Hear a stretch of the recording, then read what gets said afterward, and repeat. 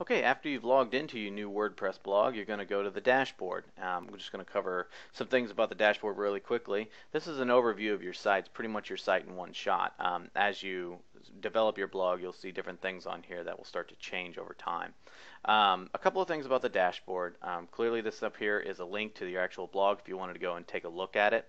And over here on your left is your navigation. You're going to find that, and this should be a pretty standard for a lot of people.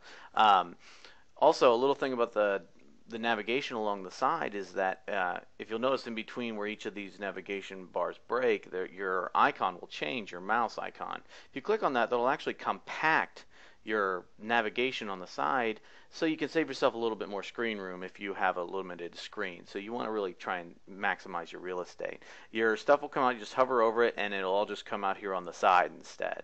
So it might save you a little bit of room.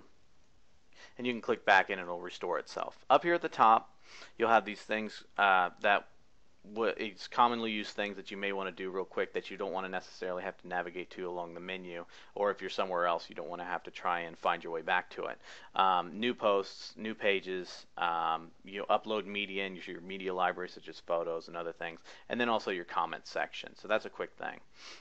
This right here, the right now, basically shows exactly what your blog is about. Tell you how many categories, pages, posts, tags, and how many comments you have, including the ones that are visible, the ones that you need to moderate in case they're spam, and the ones that have been flagged as spam. Also, it shows your theme, how many widgets you're using, and what type of WordPress you're using. If for any reason that you need to update it, it'll display it here, and it'll also display it down here.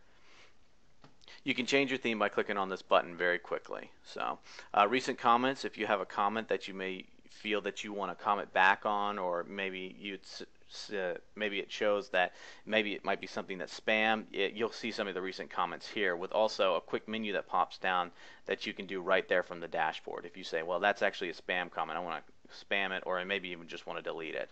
Plugins, this is from WordPress itself. It's actually feeding to you directly. It's showing you kind of new plugins, popular plugins, recently updated ones. So in case it's something that you might be interested in, it kind of keeps you in the loop about what's going on in the plugins.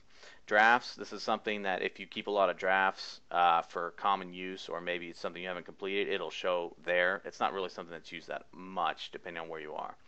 Also, the WordPress development blog shows you what's going on in the WordPress world, such as right now, as of the recording, Beta 2 just came out for WordPress 3.0, so if some people like to see what's going on in the new versions of WordPress, it'll show you that kind of stuff here.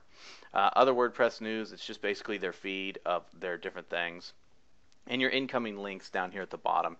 Your incoming links will basically show you how many people are linking to your blog. So basically what you want to do is just find out if you wanted a quick overview without having to do the manual searching yourself, that will do that for you. So it's a really nice thing to have. Also, another thing is that the WordPress news is configurable, and so is incoming links. If you wanted to configure exactly where the reader was for your incoming links, you can click on the configuration right here and adjust it accordingly. This is a little bit more advanced, so some people may not want to do this. So if you have a lot of items coming in and new ones coming in every day, maybe you want to see which ones are coming in, or if maybe you don't really care, you just want to show 5. If you want to display the date that they were added, you can do that too. So it's just a quick option for you to have.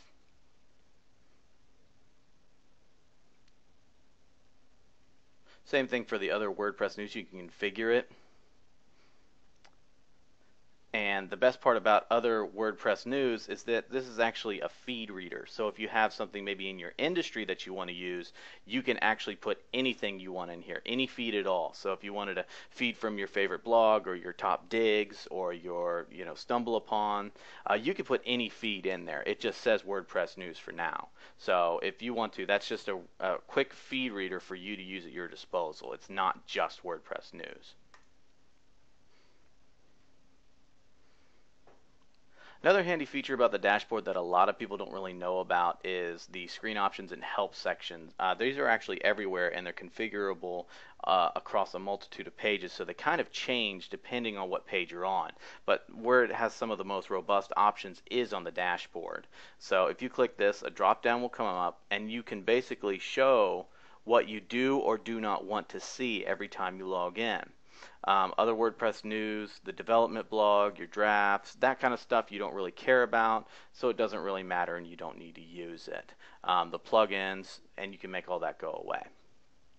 Also, if you have a lot of dashboard widgets, a lot of plugins might start to display them after a while, and so it's kind of making it crowded. You can adjust how many columns your dashboard is showing, and that'll automatically update, and you can switch things around on the fly. So I want that right there, my recent comments on the right, and that can help you organize it in a different way. Let's say if you have a lot of widgets.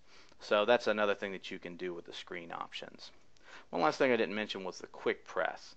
Quick press basically allows you to, if you have a quick thought or something that you just really need to get down really fast, you can put that in the quick press area. It does not have a rich text editor like the regular posting does, so remember that. So this is usually very plain text content that you're going to be putting in the quick press area. So that pretty much does it for the dashboard, and we'll see you in the next video.